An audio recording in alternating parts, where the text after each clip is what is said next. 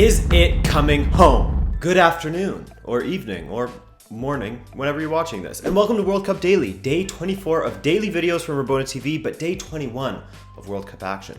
How are you? How you feel so far now that we know who the semi-finalists are? I'm Adrian, and welcome to Rabona TV. Quick public announcement. I won't be able to get a video out tomorrow because I'll be out of town, and, well, I could use a day off. Okay, sue me. Now, Sweden versus England. Lustig, of course, was out of this one due to the yellow card accumulation, which was unfortunate for Sweden given that he's been a top performer in the right back position. Larsson replaced him, and for England, they fielded the same team that they did versus Colombia. This one started similarly to the match between Colombia and England, actually, with England keeping a lot of the possession and just trying to prod their way past the Swedish defense. Tough task, especially when England were going for balls over the top to the likes of Sterling, which it wasn't working at first, not against the 7'8" Swedish defenders like Granqvist, but only at first was it not working. It took England 18 minutes to carve out their first meaningful opportunity when a Sterling run ended with Harry Kane dragging his strike wide of the goal. One thing I noticed, however, is sometimes when Trippier and Walker had the ball down the right with 4 to 5 players to aim at in the middle, they took far too long to get the ball in, allowing the Swedes to get men back. These are just early critiques though. Things got better. And would you believe it? It would be England scoring from a set piece and not Sweden. Oh wait, almost every single one of England's goals have been scored from a set piece. But this time, it was Harry Maguire in the 30th minute. Not the other Harry, the Maguire Harry. And I like seeing that because he's been in great form for England in this World Cup. That was England's 10th goal at this World Cup, by the way, the most they had scored since 1966 when they won the whole damn tournament. And as I alluded to earlier, 8 of England's 10 goals have been scored from a set piece. That is wild.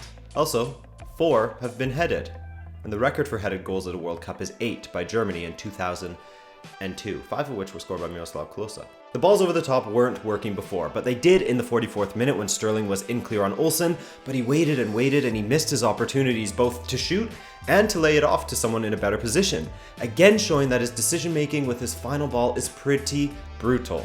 And if he could sort that out, he would be absolutely lethal. Nonetheless, it was 1-0 England at the half, and Sweden came out big in the second half, not just in size, with poor Marcus Berg forcing a decent save out of Jordan Pickford. Marcus Berg, by the way, 15 attempts on goal at this point, and he still was yet to find a goal for himself. The man, he's cursed. Someone's got some voodoo on him. Again, as he did against Colombia, Kane was dropping deeper for Sterling to get forward, which was an interesting move from England, and a smart move, as his late runs into the box looked to be exploited. Let Sterling take up all the man marking and have Harry just sweep in and put one in, but he didn't in the end. And after Sweden's initial pressure in the 59th minute, Jesse Lingard dropped an absolute dime to the far post, and the somewhat invisible in this match Dele Alli popped in to head it home. His first World Cup goal, of course, and just England's 3rd from open play. By the way, that made Dele Alli the 2nd youngest English player to score a World Cup goal behind Michael Owen in 1998. Mind you, Owen was pretty much a full 4 years younger than Dele Alli. From there, Jordan Pickford really came into the fore, making a second incredible save on the cursed Marcus Berg. I'd say Pickford was man of the match in this one. Now, just imagine how different England would look if they still relied upon a keeper like Joe Hart. However, it ended 2-0 with England making their first semi-final appearance since 1990, the 3rd time in their history that they have made it, with the first, of course, being in 1966 when they won the thing. I gotta say, I said from the beginning that I liked this young English side, but they hadn't really proven themselves in this tournament. Sure, they've had a pretty easy ride in facing Tunisia, Panama, then the substitute battle between themselves and Belgium, then against a Colombian side that was missing James, and now against Sweden, a team that has been punching above their weight a little bit in this tournament. Not a bad team at all. I like what Sweden's done, but punching above their weight a bit. So yes, England have had the easiest route possible out of all the potential routes to the final. But the fact of the matter is, you can only beat the teams that are in front of you. So why should we fault them for that? Why should we detract from their success just because they've had an easier route? They still had to go out there and get the win. Things that the likes of Germany, Spain, Portugal, etc. didn't manage to do. So now, the question is, who would they be facing in the semi-final? And that is Croatia. There weren't many clear-cut chances in the first half, but whenever Cheryshev was on the ball, you could hear the atmosphere in the stadium lift a little bit. And we finally got a reward in the 33rd minute when his give and go ended with one of the finest strikes of the tournament. Again, after he had scored a banger against Saudi Arabia in the first match of the tournament. That took Chereshev's goal tally up to 4 alongside Ronaldo and Lukaku, behind Harry Kane's 6. He was also just 2 behind Russia's all-time top goal scorer within a single tournament, Oleg Salenko, who scored 6 at the 1994 World Cup. However, just 8 minutes later, the Russians put on a defending disaster class, and Kramaric was able to level the score with a headed effort assisted by Mandzukic. While Mandzukic was rushing down the left, Ignacevic decided to stay central instead of cutting down the angle for Mandzukic to cross. Add to the fact that Kudryashov lost his footing, and it was overall a terrible defensive display by Russia. Well executed by Croatia, however. So at the half it was 1-1 and Croatia were a bit disappointing, looking a lot more like the Croatia that played against Denmark than the one that smacked all comers in the group stage. But in the second, they came out with a bit more fire and made Russia look quite poor, as perhaps the pressure of bringing it home, no English association intended, was getting to them a little bit. That or Croatia were just rallying finally after snoozing their way through the first half. Then in the 59th minute, another Russian disaster class ended with Ivan Perisic picking out the bottom left corner, but it banged off of the post, bounced across the line, and didn't go in. Super unlucky. I always fear for teams when they have a freak moment like that, where the universe just sort of prevents them from taking the lead. That was the 3rd time that they had hit the woodwork in the knockout rounds, which is more than any other team. Unlucky. And it's stuff like that that gets me even more worried. To be honest with you, this match was a bit of a stinker at times, and I knew it was a stinker because the more I find myself scrolling Twitter, the more boring the match is. Oh, and it was also so slow at times that I was able to pack my bag for the night, take a shower with the audio of the match to keep me company. I completely edited the entirety of the first half of the World Cup Daily episode, this one, I mean, England versus Sweden. Basically, Perisic hitting the post was definitely a high point of this half. Another exciting moment was after Croatia had used all 3 of their subs. It seemed as if Subasic would need to come off due to injury, so there was the prospect of Croatia having to enlist an outfield player as their keeper for added time until they got their 4th substitution in extra time. So that was exciting too.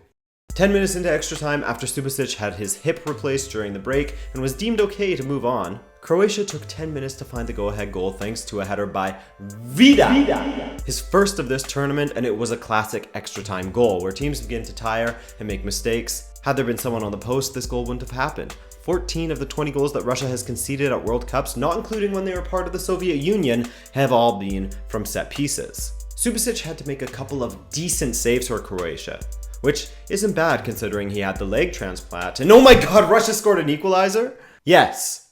Tears of joy for the fans, and Brazil got the goal they were looking for. A Brazilian got the goal that the Russians were looking for. Putin saving the day on that one, as he had to give a presidential decree to approve of Mario Fernandes playing for Russia at this World Cup. And so that goal would send this relatively uninteresting match into another shootout, which is interesting considering these two teams both won their last shootout with some heroics from their keepers. For Russia, they had won each of their last 4 World Cup shootouts. So here we go. Let's make this interesting. Smolov, the first shooter for Russia, steps up, the one-legged Subasic in goal, and he takes a stupid penalty that was easy AF to save for Subasic with a Suba swat.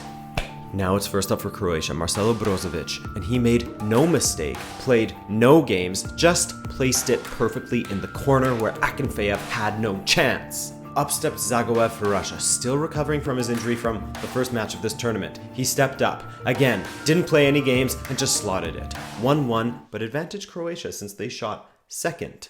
Speaking of which, Mateo Kovacic tried to take advantage of the advantage, looked casual in the run-up, and was too casual with the penalty, and Akinfeev guessed right and made a great save. Back to square one at 1-1. And now the Brazilian Fernandes, who played a friendly for his native country, stepped up and kicked it like Brazil. Out, straight out of play, on the wrong side of the post. He missed. Chance for Croatia to get ahead with Luka Modric, who missed versus Schmeichel in extra time, beat him in the shootout, and barely beat Akinfeev. Off Akinfeev's hand, off the post, and then just snuck inside the other post. It looked like it was going to hit the other post and go out, much like Perisic's strike. 2-1 Croatia with old man Ignacevic stepping up with his 39th birthday just a week away. He smashed it past Subasic. He doesn't play any games. Vida with the opportunity to put Croatia ahead, and he hit it the exact same way old man Ignacevic did. And we had a major drama going on with the final kickers. Kurzaev steps up, doesn't look at the ball once, staring at the keeper the whole way, and tucks the ball into the corner. However, Rakitic had the opportunity to win the shootout for Croatia once again, just as he did against Denmark. Up against the hero Akinfeev, he trots up to the ball and slots it, thus sealing his own death sentence from the KGB.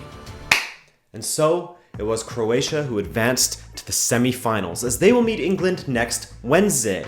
I will say though, this Croatian team will be gassed after playing 120 minutes in 2 straight matches. And if they perform like they did against Russia and sort of against Denmark as well, England could definitely have the upper hand. And I will leave that with you to think about. And like I said, I won't be able to get a video out tomorrow, so I'll see you guys on Monday. We'll look at the semifinals, talk about who we think has a date with the Luzhniki Stadium on Sunday. We're just over a week away now from knowing who's the World Cup champion. Isn't that crazy? At the same time, it feels like it's been super long, but it's been so short. Anyways, I appreciate you guys. Stay sane without football for the next 2 days, and I'll see you soon.